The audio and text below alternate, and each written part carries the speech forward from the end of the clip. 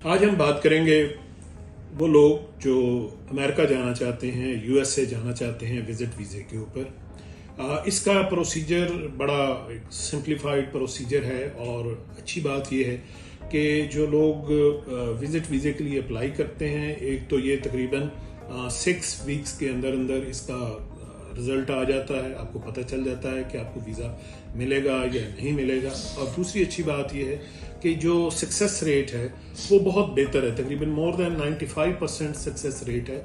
जो लोग अप्लाई करते हैं, प्रोवाइडेड कि अगर उनकी डॉक्यूमेंटेशन, उनकी फ़ाइल अच्छी बनी हुई हो, तो वो बहुत ज़्यादा इम्कानात हैं कि उनको बड़ी आसानी से वीज़ा लग जाता है। आज हम बात करते हैं कि वो क्या मराहिल हैं, वो क्या स्टेजेस हैं जिनके ज़रिए हम अप्लाई कर सकते हैं यूएसए जाने के लिए। आल्दो के यूएसए की जो नई गवर्नमेंट है डोनाल्ड ट्रंप साहब की, उसमें बहुत सारी पाबंदियां और बहुत सारे चेक एंड बैलेंसेस जो हैं वो इसमें शामिल किए गए हैं। तो हम बात करते हैं कि जी क्या रिक्वायरमेंट है। सबसे पहली बात तो ये है कि आपने जो नॉन इमिग्रेंट वीज़े के लिए आपने वेबसाइट विजिट करनी है यूएस एम्बेसी की।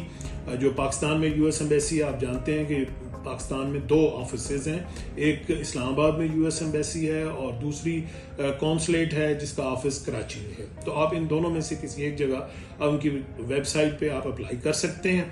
आप जब अप्लाई करेंगे तो आप कौन सी कैटेगरी के लिए अप्लाई करेंगे, इसको हम कहते हैं DS 160 फॉर्म जो है, इसको आप फिल करेंगे और उसमें जो डिटेल मांगी गई हैं, जो इन्फॉर्मेशन मांगी गई हैं, वो आप इसमें देंगे। इसके बाद आप जो कैटेगरी या वीज़ा है वो B2 वीज़ा उसको कहा जाता है। ये B2 वीज़ा जो है ये शॉर्ट टर्म विजिट वीज़ा है जिसको आप मुख्तलिफ कैटेगरीज के लिए यूज़ करते हैं। जो टूरिज़म के लिए यूज़ होता है, बिजनेसमैन जो विजिट करना चाहते हैं या फैमिली से मिलना चाहते हैं, या सीनियर सिटीजन्स हैं जो रिटायर्ड लोग हैं वो जाना चाहते हैं, या स्टूडेंट हैं या स्पोर्ट्समैन हैं वो विजिट करना चाहते हैं, तो उनके लिए ये कैटेगरी यूज़ करेंगे आप, जिसको हम B2 वीज़ा कहते हैं। रिक्वायरमेंट की जब हम बात करते हैं तो बुनियादी तौर पे आपको सबसे पहले आपका शनाख्ती कार्ड NIC, जिसकी कलर्ड आपने स्कैन करना है दोनों साइड से, फ्रंट और बैक से। दूसरा आपका पासपोर्ट है, वैलिड पासपोर्ट होना चाहिए जिसकी अभी वैलिडिटी कम से कम 2 से 3 साल उसमें हो तो वो ज़्यादा अच्छी बात है। और उसके पहले 3 पेजेस जो हैं उनके हम स्कैन करके वो लेते हैं। और तीसरी चीज़ जो है वो आपका FRC यानी कि जो नातरा की तरफ से आपको सर्टिफिकेट एक फैमिली का मिलता है वो आपका होना चाहिए।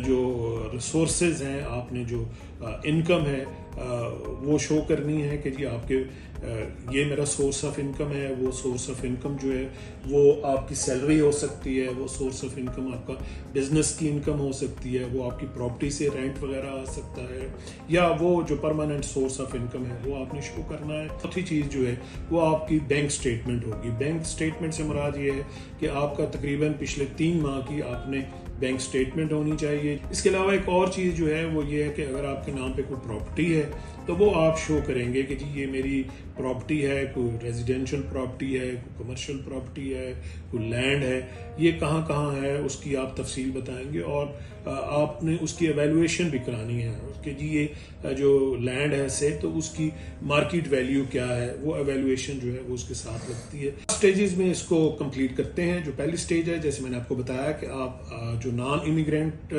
जो है उस कैटेगरी के लिए DS 160 फॉर्म को फिल करते हैं। फिर आप जो एम्बेसी की वीज़ा फीस है वो आप पे करते हैं। जैसे पाकिस्तान में तकरीबन फीस जो है वो $85 है। तीसरी चीज़ जो है, जब आप ये कर लेंगे, फीस पे कर लेंगे, तो तीसरा काम जो आपने करना है वो आप अपॉइंटमेंट लेंगे आप इंटरव्यू के लिए और अपने बायोमेट्रिक्स के लिए। वो एम्बेसी की या कॉन्सुलेट की वेबसाइट्स पे आपको तकरीबन 2 से 3 हफ्ते की डेट होती है, उसके अंदर आमतौर पर ये मिल जाता है। इस सिलसिले में ITAS कंसल्टेंट जो है वो आपको मुकम्मल रहनुमाई फराहम करता है from the very first step of your travel से आपके एंड जो सफ़र है और वापसी पाकिस्तान तक। इसमें तमाम तर मामलात में हम आपको सपोर्ट फराहम करते हैं।